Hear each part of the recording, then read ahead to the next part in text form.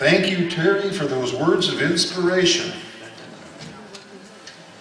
Next up, boy, there's a lot of people who really need to get going, and this next candidate, he has a pretty big and I would hope pretty easy target, but unfortunately the political climate of downtown Milwaukee is not going to make his an easy task.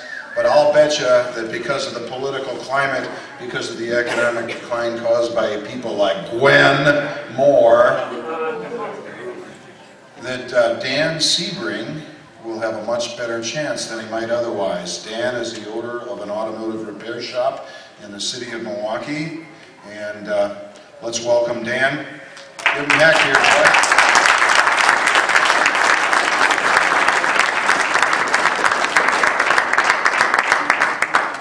I have no great gift for oratory. I promise I'll be brief. To quote Joel Hyatt, somewhere along the way, a great idea got lost.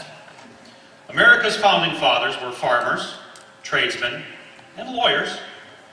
And when the need arose, they set their private lives aside to serve their country.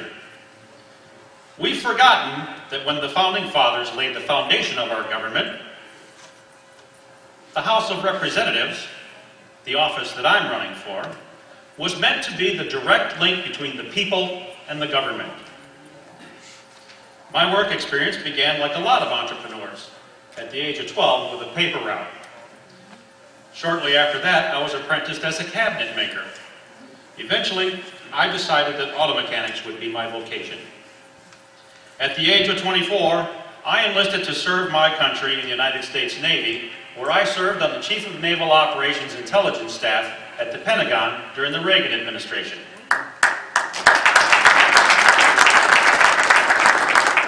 23 years ago, after completing my military service, I returned home to Milwaukee, where I've owned and operated an auto repair business for the past 17 years. As an auto mechanic, I've spent the lion's share of my adult life listening to the problems of others, then finding and implementing solutions to those problems. Nancy Pelosi's favorite incumbent from Wisconsin's 4th District, on the other hand, is a product of the welfare state. A person who has not once in her life been employed by a for-profit business. A person for whom all things throughout her life have been provided, either directly or indirectly, at the taxpayer's expense. Ooh.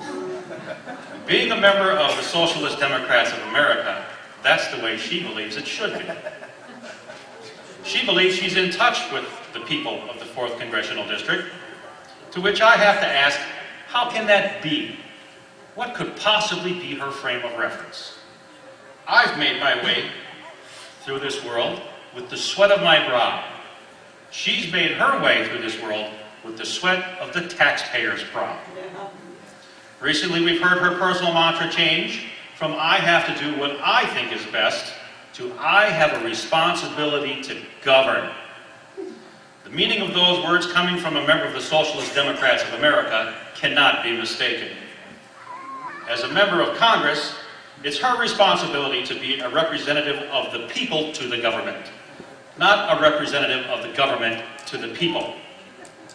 In debate immediately prior to the vote on health care reform, the 4th District incumbent stood on the House floor and gave the people she claims to represent the ultimate slap in the face when she referred to arguments against the reform as laughable.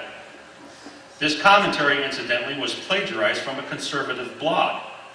A blog that said, if the situation weren't so serious, the left's arguments in favor of health care reform would be laughable. I've been contacted by Democrats and union stewards who voted for Gwen Moore. They spoke to me at length about being ignored, laughed at, and even hung up on by members of her staff, both locally and in Washington, D.C. As your representative, I will institute an open office policy, a policy by which each resident will have a real public voice, thereby enabling me to stand on the House floor and say, this is what the people want.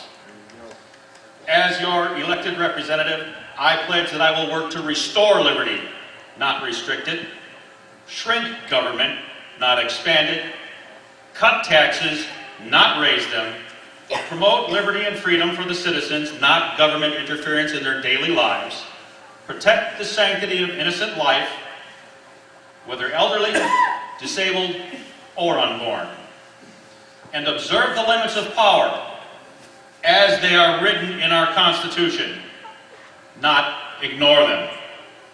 Ronald Reagan once said, "We the people tell the government what to do. It doesn't tell us. We the people are the driver. The government is the car. And we tell it where to go, and by what route, and how fast." Almost all the world's constitutions are documents in which governments tell the people what their privileges are. Our Constitution is a document in which we, the people, tell the government what it is allowed to do. Ladies and gentlemen, the time has come to say no more. Thank you for the opportunity to appear before you today.